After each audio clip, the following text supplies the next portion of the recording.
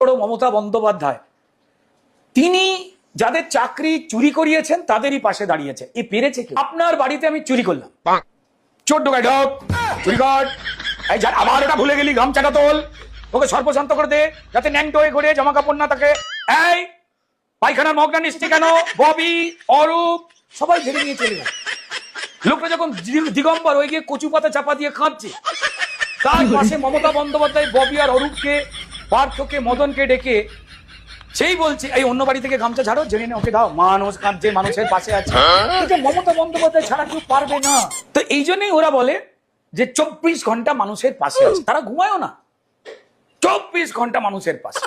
কে কার তালা খুলছে, কে কাকে ফোন করছে, কে কি খুলে রাখলো, আংটি, ঘড়ি, কানের দুল, যে কোনো ঘটনায় আপনি খোলেন, তৃণমূল রেডি। আপনি খুলে নাইটি পড়বেন, আপনি দেখবেন আপনার বেনারসি তৃণমূলের পার্টি। অত্যন্ত